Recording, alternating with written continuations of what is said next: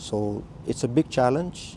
The blight property was never a easy task, easy project to begin with, but I just want to thank all the property owners and the public and also the government for pitching in and helping out, and also understanding the real intention behind the project, to enforce the law, the Blighted Property Maintenance Act of 2018 law.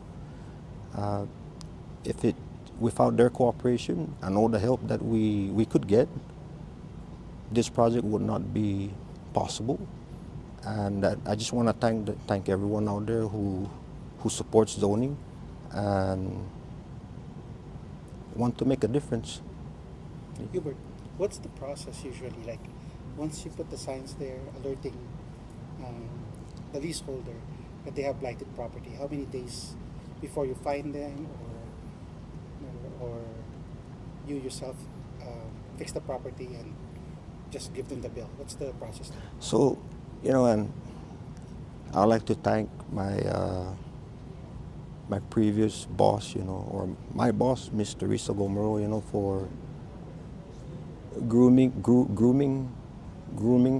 myself, grooming me to work with the people.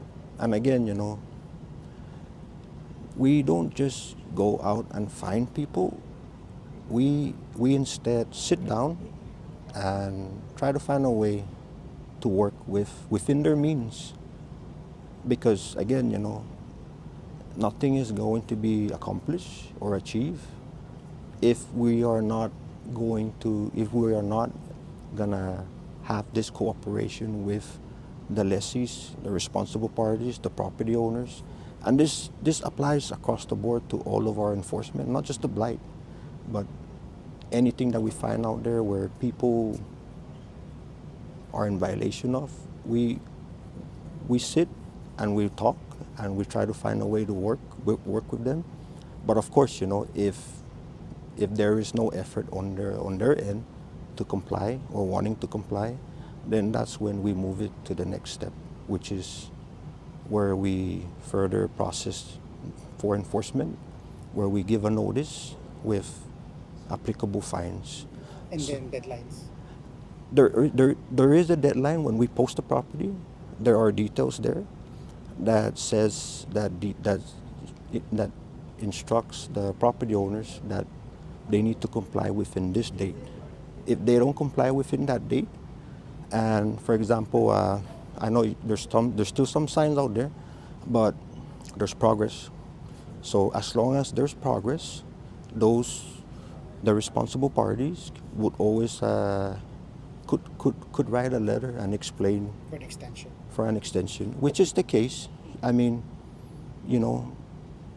it's not an easy task, to maintain buildings and or commercial properties in this time.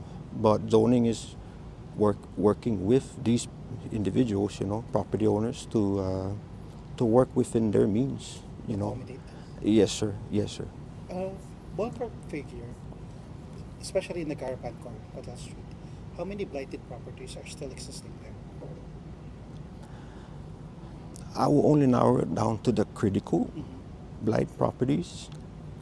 That means it's easily Yes. seen from the main thoroughfares. Yes, and that is what zoning's focus and main and first approach when this blight property was implemented, was to go out and develop an inventory and to prioritize all blight properties along thoroughfares and sensitive tourist district areas like Garapan Core or Garapan Hotel Street. Approximately, we in our inventory within the Garapan Core area or tourist Garapan Hotel Street, we have approximately about 11 or 12. 11 or 12. 11 or In that 12. small area. Yes, but some had already complied, which is good. Can you say half complied or doing an effort? I would say Out of the 12, 3 hasn't complied yet. That's just because the property owners and the leasing are going through court litigation.